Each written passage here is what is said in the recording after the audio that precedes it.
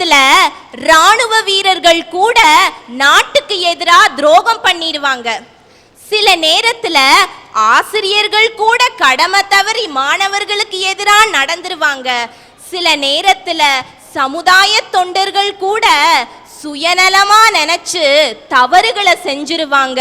ஆனா என்னைக்காவது பெத்தவங்க பிள்ளைங்களுக்கு எதிராக துரோகம் நினைச்சு பார்த்திருப்பாங்களா சார்? பெத்தவங்க அவங்களுக்கு தான் சார் இதயத்துல முதலிடம் கொடுக்கணும். சார், பணம், பொருள், நகை இதையெல்லாம் பொக்கிஷத்தை போல பாதுகாக்காதீங்க. கடவுள் நமக்கு கொடுத்திருக்காங்களே 2 வாழும் தெய்வங்கள், அம்மா அப்பா, அவங்கள பொக்கிஷம் போல பாதுகாக்குங்க சார். அதுதான் சார் புண்ணியம்.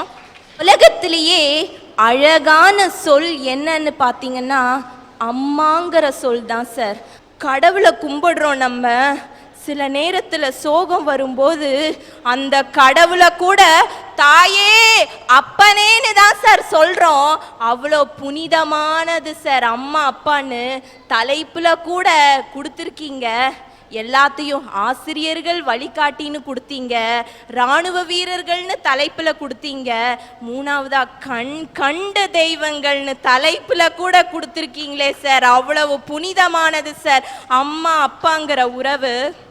சார், பெற்றோர்கள் கண்கண்ட தெய்வங்கள் தான் ஒத்துக்கிறேன். நானும் அதில் வேறு கருத்து சொல்கிறதில்ல சார். ஆனால் இன்றைய காலத்தில் ஏபிசிடியும் ஆத்திச்சூடியும் சொல்லி கொடுக்க வேண்டிய பெற்றவர்கள் மன்மதராசா பாட்டு போட்டா குழந்தை எழுந்து நிக்கிறதுக்கு முன்னாடியே ஆட கத்து கொடுக்குறாங்களேங்க சார். அந்த பெற்றவர்களை நீங்க என்ன பண்ணுவீங்க? அரிசியில கல் இருந்தா அரிசியவே சாப்பிடாம இருக்கிறதில்ல சார் நீங்கெல்லாம். நான் பேசுறது நல்ல உள்ளங்கள் படைத்த பெற்றோர்கள். இன்னைக்கு நீங்க வந்து உட்கார்ந்துட்டு இருக்கீங்கன்னா நான் அடிச்சு சத்தியம் பண்ணி சொல்லுவேன், அதுல ஒரு காரணம் உங்க தாயின்னு. இன்னைக்கு இந்த அம்மா உடம்புல ஓடுற ரத்தமும் உங்க உடம்புல ஓடுற ரத்தமும் செத்து பிழைச்சு பெத்தெடுத்தாலே அந்த தாய், ரத்தத்தை பாலாக்கி கொடுத்தாலே அந்த தாய் கொடுத்த பால் தான் சார் இங்க எல்லாத்து உடம்புலையும் ஓடிட்டு இருக்கு. அந்த தாய்க்கு தான் சார் நம்ம முதலிடம் கொடுக்கணும். வித்தாய் என்னை பெற்றாய், மாதம் 10 என்னை சுமந்தாய், முல்லை கொத்தாய் என்னை எடுத்தாய், நான் செய்த பிழையெல்லாம் மன்னித்தாய், நீதானம்மா தெய்வத்தாய். சார், எங்கள் அம்மா அப்பா திருமணமான புதுசில் ரொம்ப கஷ்டப்பட்டாங்க சார். அந்த சமயத்தில் அவங்களுக்கு என்ன கஷ்டம் இருந்தாலும் நான் படிக்க வேணும்னு நினைக்கிறதெல்லாம் எனக்கு படிப்பு கொடுத்தாங்க சார். என்னென்னலாம் ஆசைப்படுறனோ அதெல்லாம் எனக்கு செஞ்சாங்க சார். எனக்கு தெரிஞ்ச நாள்லேருந்து அவங்களுக்குன்னு சந்தோஷம்னு எதையுமே தேடாமல் என் சந்தோஷம்தான் முக்கியம்னு வாழ்ந்துட்டு இருந்தாங்க சார். 12ஆம் வகுப்பு முடித்தேன். எனக்கு நான் சின்ன வயசுலேருந்து நான் மருத்துவராகணும்னு நான் ஆசைப்பட்டேன் சார். ஆனால் என்னால் மருத்துவராக முடியல. ஏன்னா எனக்கு சீட்டு கிடைக்கல. நான் பயோடெக்னாலஜி எனக்கு சீட்டு கிடைச்சிச்சு. மெரிட் சீட்டாக இருந்தால் கூட 40,000 ரூபாய் நாங்கள் கட்ட வேண்டிய சூழ்நிலை. அப்போ கூட அம்மா அப்பா ரொம்ப கஷ்டப்பட்டு தான் கட்டிட்டு இருந்தாங்க. பயோடெக்னாலஜி முடிச்சதும் எனக்கு கேம்பஸ் இன்டர்வியூவில் ஒரு வேலை கிடைச்சிச்சு. அந்த வேலை கிடைக்கும் போது எங்கள் அம்மா கேட்டாங்க வேலைக்கு போறியான்னு. அப்போ நான் அழுதேன் சார். நான் என்ன தெரியுமான்னு, அம்மா என்னால் மருத்துவராக முடியலையேம்மான்னு அழுதேன் சார். அப்போது எங்கள் அப்பாவும் அம்மாவும் பேசிட்டு அவங்க நினைச்சாங்க ஒவ்வொருத்தரு காலையும் சார் எங்க அப்பா போய் 5,000 ரூபாய் கிடைக்குமா 10,000 ரூபாய் கிடைக்குமான்னு எனக்காக காலில் விழுந்தாங்க சார். எங்க அப்பா 5,000 10,000ன்னு அவங்க அப்பா சொன்னாங்க. நான் சாகிற வரைக்கும் நான் கடனை கட்டிடுவேன், எப்படியாவது உன்னை மருத்துவத்திற்கு படிக்க வைப்பேன்னு சொன்னாங்க சார் எங்க அப்பா. அப்படி என்ன என்ன கஷ்டப்பட்டு அந்த பணத்தை எல்லாம் வாங்கினாங்க. வாங்கி போய் ஒரு மருத்துவ கல்லூரியில போய் என்ன சேர்த்தாங்க சார். மருத்துவ கல்லூரியில் சேர்த்துட்டு நாங்கள் திரும்பி வரும்போது அவங்க சொன்னாங்க நீங்கள் போங்க அட்மிஷன் கார்டு வந்துரும்னு சொல்லி. 1 மாதம் ஆச்சு, 2 மாதம் ஆச்சு, 3 மாதமும் ஆச்சு சார். ஆனால் கார்டு வரல. அந்த காலேஜுக்கு போய் நான் கேட்கும்போது அவங்க சொன்னாங்க உங்களுக்கு சீட் இல்லை, 6 மாதம் கழித்து வாங்கிக்கங்கன்னு. எங்கள் அம்மா போட ரத்தம் சார் அந்த காசு. அந்த கல்லூரியில் ஏமாத்திட்டாங்க சார், 6 மாதம் கழித்து வாங்கிக்கங்கன்னு. அப்போ நான் அழுதேன் சார். நான் அழுகும்போது எங்கள் அம்மா என்ன தெரியுமா சொன்னாங்க, எங்க அம்மாவும் அப்பாவும் என் 2 தோள்லையும் கட்டி என் தலையை அடமான வச்சாது நான் உன்னை எப்படியும் மருத்துவர் ஆக்குவேன் அப்படின்னு சொன்னாரு சார். அப்படி சொல்லிட்டு இப்போ சார் இப்போ நான் உங்க முன்னிலையில நின்று இப்படி பேசுறேன் மைக்க பிடிச்சிட்டு. நான் இப்போ மருத்துவக் கல்லூரியில படிக்கிறேன் சார், 2வது ஆண்டு முடிச்சிட்டேன் சார். எங்க அப்பா அம்மாவோட கண்ணீர் தான் சார் அது. எங்க அப்பா அம்மாவோட கண்ணீரும் அவங்க ரத்தமும் தான் சார் என்னை படிக்க வச்சுச்சு. இப்போ உங்க முன்னாடி நான் நின்றுட்டு இருக்கேன் சார். ஒரு நாள் நான் அட்மிட் ஆகியிருந்தேன் சார்.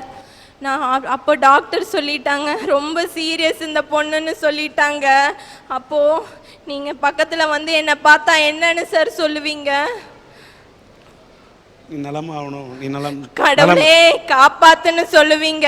அத கேட்ட உடனே எங்க அப்பா அதே இடத்துல முட்டிங்கால் போட்டு, ஐயோ கடவுளே ஏன் உயிரை எடுத்துக்கோ, ஏன் பிள்ளைக்கு உயிர் கொடுன்னு சொன்னாரே அந்த தந்தை உள்ளம், அதுதாங்க சிறந்தது, அதுதாங்க சிறந்தது. இவங்கெல்லாம் பேசினாங்க ஆசிரியர்கள் நல்ல வழிகாட்டின்னு. நான் ஒத்துக்கிறேன் சார், ஆசிரியர்கள் நல்ல வழிகாட்டின்னு. அதே மாதிரி சமுதாய தொண்டர்கள் அன்பு காட்டுவாங்கன்னு பேசினாங்க, அதையும் நான் ஒத்துக்கிறேன், அன்பு காட்டுவாங்க. இராணுவ வீரர்கள் உயிரை கூட கொடுப்பேன்னு சொன்னாங்க. ஆனால் இந்த 3ஐயும் ஒரே நேரத்தில் உன்னை பெத்தெடுத்து உனக்கு அன்பு காட்டி உனக்கு இதுதான் ஆசிரியர்னு வழிகாட்டி கடைசியில உனக்காக உயிரையும் கொடுக்க துணிவாளே அந்த தாய், அந்த அவங்களுக்கு தான் சார் நம்ம இடத்துல முதலிடம் கொடுக்கணும். ஆசிரியர்னா நாம என்னையா நினைச்சுக்கிட்டு இருக்கோம்? வகுப்புக்கு வருவாரு, அட்டெண்டன்ஸ் எடுப்பாரு, போர்டில் எழுதிட்டு சம்பளம் வாங்கிட்டு வீட்டுக்கு போவாருன்னு நினைச்சுக்கிட்டு இருக்கோம். ஐயா அவர் குண்டு குண்டா எழுதுறாரு பாரியா எழுத்து, அதெல்லாம் சாதாரண எழுத்தல்லையா. என்னமோ ஏதோன்னு ஒண்ணுமே தெரியாம உட்கார்ந்துட்டு இருக்கிற என்ன மாதிரி ஒவ்வொரு பசங்களோட வாழ்க்கையை மாத்தி அமைக்கிற தலையெழுத்தியா தலையெழுத்து. ஐயா பக்கத்தாடி கிரவுண்டுக்கு கிரிக்கெட் விளையாட போயிட்டு வரேன், எங்க அப்பனை ஆத்தாள் திட்டுறாங்க, களவாணி பயல என்ன சொன்னாலும் கல்லாட்டவே நிக்கான். ஆமா ஐயா நாங்க கல்லுதான், கல்லேதான். ஆனா இந்த கல்லையும் செதுக்கி செதுக்கி சிற்பமா மாத்துறாரு பாரு அந்த வாத்தியார், அவருக்கு தான் நம்ம மனசுல முதலிடம் கொடுக்கணும். ஐயா இப்ப லீவ் விட்டுட்டாங்க, எல்லாரும் சுற்றுலா போவாங்க, மாமா மச்சான் வீட்டுக்கு போவாங்க, இல்லைன்னா கடைசிக்கு சினிமாக்காவது போவாங்கய்யா. ஆனா நான் எங்க போன தெரியுமாயா? காட்டு வேலைக்கு போனையா. ஐயா காலு பத்துரு வெயில்ல காலுக்கு செருப்பு கூட இல்லாம கையை காய்ச்சி போற அளவுக்கு வேலை செஞ்சா தாய் எங்களுக்கு கால் வகர் கஞ்சி. இப்படி இருக்கிற நிலைமையில நாட்டு நிலைமை என்ன, நாட்டு நடப்பேன்னு எங்களுக்கு ஒண்ணுமே தெரியலையா. பள்ளிக்கூடத்துக்கு பசங்க உள்ள போகாத இந்த காலத்துல பள்ளிக்கூடத்து வாத்தியார் எங்க வீட்டுக்கு வந்தாரு, வந்து சொன்னாரு இப்படி பொள்ளாச்சியில அரட்டை அரங்க நடக்குது போய் பேசிட்டு வாடான்னாரு. எங்க அம்மா சொல்லிச்சு, அட நீங்க வேற சார, இவன் 4 நாள் கூலிக்கு போனான்னு ாவது வாங்கலாம்னு நினைச்சுக்கிட்டு இருந்த பொழப்பில் மண்ணை போட்டாதீங்கன்னாங்க. எங்க வாத்தியார் அப்ப சொன்னாரு, அம்மா 4 நாள் கூலிய பார்க்காதம்மா, இவன் அரட்டையரங்க போயிட்டு ஒரு நல்ல எதிர்காலம் இருக்குன்னாரியா. அது மட்டும் இல்லையா, பஸ்ஸுக்கு பணம் கொடுத்து எங்க நான் அனுப்பிச்சு வச்சிருக்காரியா. ஐயா உச்சி வெயில்ல அருவா புடிச்சு காய்ச்சி போன இந்த கையில இப்ப உங்க முன்னாடி நின்று நான் மைக்க புடிச்சு நிக்கிறேன்னா அதுக்கு காரணம் எங்க வாத்தியார் தாயா. அவருக்கு தான் என் மனசுல முதலிடம் கொடுக்குறேன். பைபிள்ல கூட சொல்லியிருக்காங்கய்யா, இயேசு கிறிஸ்து ஒரு நல்ல மேய்ப்பண்ணு. அவர் நிறைய ஆடு மேய்ச்சிக்கிட்டு இருந்தாரு, ஆனா ஒரே ஒரு ஆட்டை மட்டும் தோல்ல சுமந்துக்கிட்டு இருந்தாரு. பார்த்தவங்க கேட்டாங்க, இத்தனை ஆடு மேய்யில ஏன் இந்த ஒரு ஆட்டை மட்டும் தோல்ல சுமந்துக்கிட்டு இருக்கீங்கன்னு. அதுக்கு இயேசு கிறிஸ்து சொன்னாரியா, இந்த ஆடுகள்லாம் சரியான வழியில போயிடும், இந்த ஒரே ஒரு ஆடு மட்டும்தான் வழி தவறி போற ஆடு. வழி தவறி போற ஆட்டையும் சரியான வழியில செலுத்துறவங்க ஒரு நல்ல மேய்ப்பண்ணாரியா. இப்ப இருக்கிற ஒவ்வொரு ஆசிரியர்களும் ஒரு நல்ல மேய்ப்பனா இருக்காரியா. வாழ்க்கையில வழிதவறி போறவனையும் வாழ்க்கையில வழிதவற போறவனையும் வறுமையில வாடுறவனுக்கு நல்ல வழியை ஏற்படுத்தி கொடுக்குறாங்கய்யா. ஐயா எங்க ஊர்ல வழிதவறி போச்சுங்க ஒரு ஆடு, ஆனா எங்க வாத்தியார் கசாப்பு கடைக்கு முடிக்கி விட்டாருங்கய்யா. படிக்க வச்ச வாத்தியார் என்ன தெரியுங்களா, என்ன அஸ்தமத்த வாத்தியார் நீச்சல் பழகணும் ரொம்ப நாள் ஆசைங்க அவருக்கு. என்னை ஒரு வாய்க்காலோரம் கூட்டி போய்ங்க, அந்த ஆளோட வாழ்க்கையே அந்த ஆளுக்கு எப்படி காப்பாத்திக்கிறேன்னு தெரியாமங்க நான் பச்சிலம் பாலகனுங்க. என்னை அந்த ஆள் இடுப்புல கவத்தை கட்டிட்டுங்க, ஒரு குணையை எங்கிட்ட கொடுத்துட்டுங்க, ஒரு குணையோட போய் வாய்க்காலுக்குள்ள இறங்கி ஆனந்த குளியல் போட்டு இருந்தாருங்க. அந்த நேரமா பார்த்து ஒரு பாலா போன விமானம் வரணுங்க, இப்படி கையை வச்சு பார்த்துனுங்க, கண்ணு கூசுங்க, மறுபடியும் 2 கை வச்சு பார்த்துனுங்க, அது பீளமேட்டில் ஓயாரங்க வரைக்கும் தெரிஞ்சுதுங்க. அப்புறம் தான் இப்படி திரும்பி பாக்குறேனுங்க, நான் கையில முடிச்சிருந்த அமர்ந்த வாழ் கலை மேறவா போகுது அப்படின்னு ஒரு வீட்டுக்கு வந்துட்டுங்க. யாரோ ஆடு மாடு மேய்க்கிற பசங்க காப்பாத்தீங்க, அந்த வாதியார வீட்டுக்கு வந்துட்டாருங்க. வீட்டுக்கு வந்து சும்மா இருந்தாருங்களா வாதியாரு, நான் அவரை கொல்ல முயற்சி செஞ்சேன்னு சொல்லிங்க என்னைய பாலகர் சிறைச்சாலைக்கு பரிந்துரை பண்ணிட்டாருங்க. அப்புறம் நான் எப்படிங்க அந்த வாத்தியாருக்கு முதலிடம் கொடுக்க முடியும்? பள்ளிக்கூடத்துல சேர்த்த போனா நீ எத்தனை பீஸ் கொடுப்ப, எத்தனை டொனேஷன் கொடுப்பீங்கன்னு எங்க வாத்தியார் கேட்பாருன்னு நான் நினைச்சுக்கிட்டு இருந்தையா. ஆனா எங்க வாத்தியார் என்கிட்ட கேட்டார். என்ன கேட்டார் தெரியுமா? உங்க வீட்டை சுத்தி இன்னும் எத்தனை பேர் பள்ளிக்கூடத்துக்கு போகாம ஊர் சுத்திக்கிட்டு இருக்காங்கன்னு கேட்டார்யா.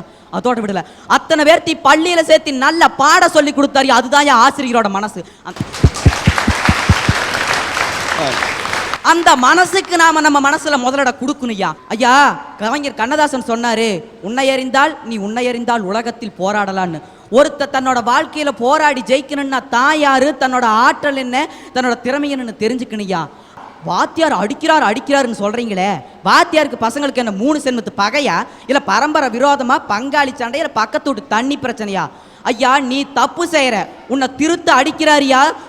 அப்பா அடிக்கிறாரு, போலீஸ்கார் அடிக்கிறாரு, அதெல்லாம் அடி. ஆனா வாத்தியார் அடிக்கிறாரு பாரியா அடி, ஒருத்தனை தன்னோட வாழ்க்கையில உயர்த்துற வெற்றி படியா இருக்கிற புனிதமான அடியா. ஐயா திருவண்ணாமலைக்கு பக்கம் ஒரு ஊர், ஒவ்வொரு ஊருன்னு ஒரு சிறப்பு இருக்கே. எடுத்துக்காட்டு பொள்ளாச்சிக்கு இளநீர் சொல்லிட்டாரு. அந்த ஊருக்கு ஒரு சிறப்பு இருக்கியா. என்ன சிறப்பு தெரியுங்களா? வாத்தியார் தான் அந்த ஊருக்கு சிறப்பு. ஐயா ஒரு ஊருக்குள்ள இறங்கினதையும் நாம யாராச்சும் ஒரு வீட்டுக்கு போகணும்னா அந்த பெட்டி கடைக்காரர் வீடுது, அந்த கோணி கடைக்காரர் வீடுது, இல்லை அந்த மாடி வீட்டுக்காரர் வீடுதுன்னு கேட்டுக்கிட்டு வீட்டுக்கும் போயிடுவோம். ஆனால் அந்த ஊருக்குள்ள இறங்கி வாத்தியார் வீட்டுக்கு எதில் ஓன்னு கேட்டால் எல்லாம் சிரிச்சிருவாங்க. ஏன் தெரியுமாயா? அந்த ஊரே பூரா வாத்தியார் தாயா. ஐயா அப்ப புள்ள பேர எல்லாரும் வாத்தியார் தான். பேரனுக்கு பொண்ணு எடுத்தா டீச்சர் படிச்ச பொண்ணு தான், பொண்ணுக்கு மாப்பிள்ளை வாத்தியார், வாத்தியார் மாப்பிள்ளை தான். அதனாலதான் எத்தனையோ வருஷத்துக்கு முன்னாடியே அந்த ஊருக்கு பேர் வச்சாயா. என்ன பேர் வச்சாங்க தெரியுமா? நல்லான் பிள்ளை பெற்றாள்னு வச்சாங்கய்யா. ஐயா பலரும் பல விதமா சொல்லிக்கிட்டு இருக்கீங்க. ஆனா நான் சொல்றது என்ன தெரியுமா? பெத்தெடுக்கிறவங்க பெத்தவங்க, நான் வாழ்க்கையில வளர்த்தெடுக்கிறவங்க வாத்தியார் தாயா. ஒருத்தனை உருவாக்குறது பெற்றோர்னா அவனை உயர்த்துறது ஆசிரியர் தாயா. ஒரு விளக்குல எண்ணெயை ஊத்தி திரி போட்டு தீப்பத்தி வச்சா மட்டும் பத்தாதியா. அந்த விளக்கு சுடர் விட்டு எரியணும்னா ஒரு நல்ல தூண்டுகோல் வேணியா. ஒருத்த வாழ்க்கையில உருவாக்கினா மட்டும் பத்தாதியா, அவன் வாழ்க்கையில உயர்ந்து நிக்கணும்னா ஒரு நல்ல தூண்டுகோலாவு ஊன்றுகோலாவு இருக்கிற ஒரு ஆசிரியர் கண்டிப்பா வேணுமியா. ஒரு பெற்றோர் 2 அல்லது 3 நல்ல குழந்தைகளை உருவாக்கலாம். ஆனா ஒரு ஆசிரியர் ஆயிரக்கணக்கான நல்ல பெற்றோர்களை உருவாக்கிக்கிட்டு இருக்காரியா. ஐயா கடும் பணியிலையும் கடும் புழுதியிலையும் கடும் வெயிலையும் நின்று கடமை உணர்ச்சியோட ஒரு ராணுவ வீரர் செயலாற்றான். ஆனா அந்த வீரனுக்குள்ள அந்த கடமை உணர்ச்சியை கொண்டு வருவதற்காக தேசப்பற்று, நாட்டு வரலாறு, நாட்டுப்பற்று அனைத்தையும் ஊற்றி தேசபக்தியுடைய ஒருவனா உருவாக்கினார் பாரு அந்த ஆசிரியர். அவருக்கு தாயா நம்ம மனசுல முதலிடம் கொடுக்கணும். ஐயா இந்த மாதிரி இந்த சமூகத்துல ஆணிவேரா இருந்து தானே மற்றவங்க அத்தனை பேர் உருவாக காரணமாக தானே ஒரு முன்னுதாரணமாக இருக்கிற ஆசிரியருக்கு தான் என் மனசுல முதலிடம், உங்க மனசுல நீங்க முதலிடம் கொடுக்கணும்னு தான் என் கோரிக்கையா. வாழ்த்துக்கள்.